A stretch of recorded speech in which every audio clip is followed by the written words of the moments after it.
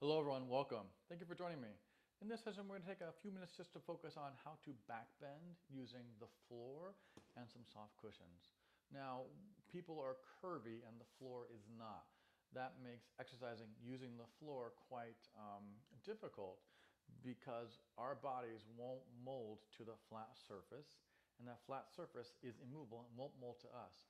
So we need to use soft things that are malleable that we can help to make the floor more amenable to our shape versus the other way around. So specifically, laying on our stomach is hard for a lot of people. Even if you line people up in the best position possible, it's often not the most comfortable feeling anything, mostly because of the pressure to the front of their torso, around their abdomen or their stomach region. People don't really thrive on that. That being said, facing the floor with your front of your body using gravity, the resistance away from the floor is really foundational and helpful to strengthen the back of your body, specifically the back of your torso, which a lot of people would do good benefit by working on. So I'm going to use a little pillow here. It's on the firm side. It does not flatten completely, but it's also slightly moldable, right? It does hold a little bit of a shape. You don't have to have that kind of thing. I'm just telling you what I have, right? As long as it's firm and you can tolerate it, that's the most important thing. The next thing to think about is I'm going to support myself from my pubic bone to my lower ribs on this cushion. Because without that cushion, most people, because of their various curves, are going to lay on their stomach, and usually their lower back is going to be in what we would call an arch beyond its center, beyond its neutral. It's going to be an extension.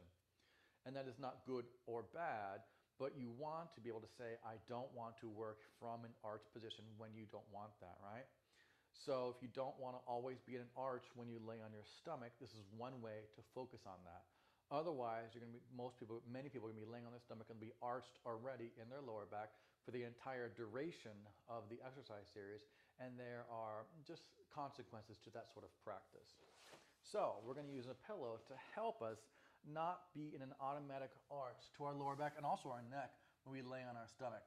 Here, you can see the pillow supports right on the opposite side of where my lower back is, where your waist is. My lower back is going to be helped to not arch so immediately when I'm laying on this pillow. I'm also using a towel or a block or a cushion for my head. So when I lay on my stomach, I'm in a better alignment with the props than I would be without. You do not have to use the block, and you can start like this as well, or you just want to use the towel, something smaller. Either is fine. Again, this gives some clearance for your nose, but it does put your head in this forward position, which has benefits, but also some downsides as well in terms of people are already tend to have their head way far forward of their shoulders generally. So if you can get them to not start in that position right off the bat, that could be a good thing.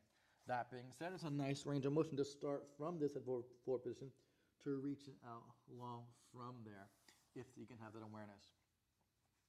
Starting with the block helps you gain that awareness from the beginning. It puts you in a bit of a more standing alignment. Now, it's not like we're standing. If we were standing, our hips and thighs, our thigh bones would be in front of our hips, and that's not how you stand. But this is better in this position than without the pillow, where our lower back is pulled into an automatic arch that is really hard to get away from executing. Elbows are bent on the floor, palms are on the floor by my shoulders here. You want to feel as comfortable as you can. When you're placing the block, try and place it around where the top of your nose meets your forehead. The higher the prop goes away from your nose, the more inclined you are to bring your chin towards the floor. And you can see that makes my back of my neck arch markedly as well. It's easiest to arch the extremities, so the very end of the top of your spine where your head and neck join, and at the base of your spine where your lumbar and pelvis join are the easiest place to arch. They're really mobile there. It's harder to arch where those parts of your body, the bottom of your neck and the top of your lower back, meet the middle part of your body, your rib cage. That's harder. So you want to try and limit range of motion to the extremities, meaning the back of your neck and the top of your back of your neck and the bottom of of your lower back. You want to limit range of motion there so that you can encourage range of motion in the middle parts where the neck meets the rib cage and where the lower back meets the rib cage. Those are the parts you want to focus on trying to engage more.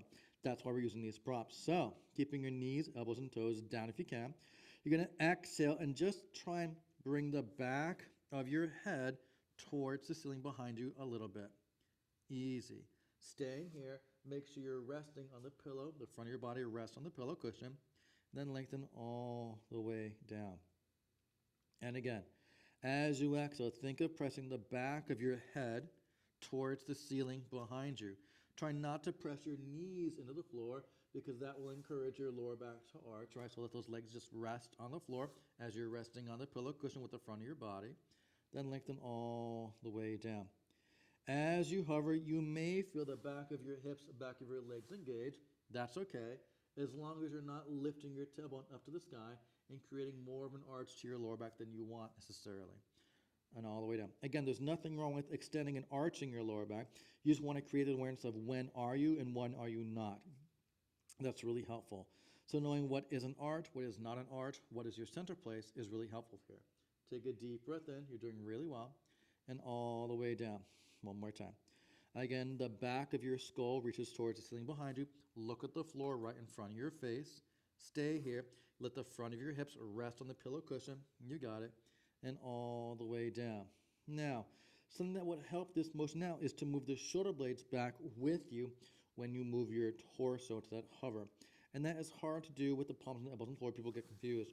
So I'll recommend that you have your arms along by your side for more activation. You can feel how your shoulder blades come forward here and your shoulders roll forward away from the spine and the back, breathing in.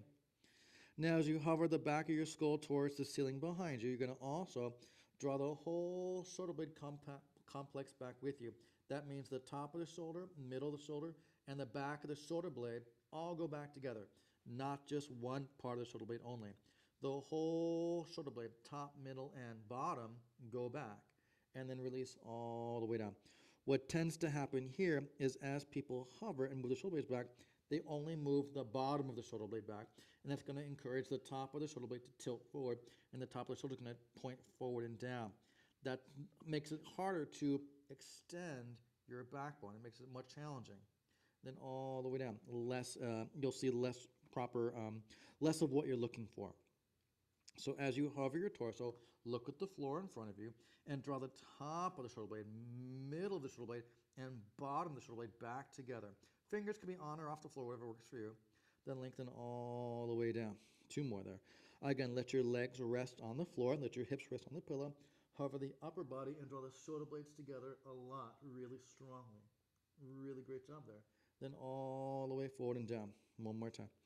Again, hover, draw them together quite strongly, looking at the floor right in front of your face. Easy breathe. You got it. And lengthen all the way forward and down. Let's do one more. Here we go. I know, I can't help adding on. Just barely hover and really draw the shoulder blades back together. Now, as you squeeze back there, try not to let your body lift higher. You're just drawing your shoulder blades together more to get more soft tissue fibers to activate up where the top of the ribs meet the bottom of your neck. That's really important. Then lengthen all the way down. And now you're going to roll over to your side and rest. So I hope that made sense. It is great to focus on specifically engaging the soft tissues of your upper and middle back, though that's hard to do without props when you're using just the floor. Because laying on your stomach, most people, without these props, would arch their lower back and neck beyond a comfortable center place right from the beginning. So then when they lift up, they go into those parts even more. And the actual focus of the exercise is the upper middle back fibers firing the most versus your neck and lower back firing the most. And that is why I recommend these props a lot because A, puts you in a more centered position, maybe not exact, but more than it would be without them.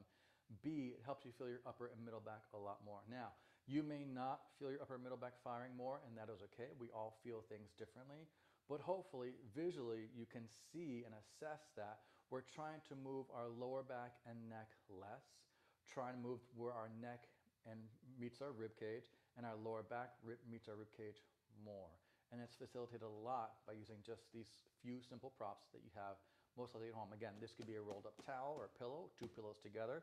This could be anything, right? You have something at home that you can prop yourself up with to make back bending practices more specific and safer long term. I hope you enjoyed this. My name is Eric. This is Nucleus Strength. I look forward to getting stronger with you in the future. Yours in good health. Take care.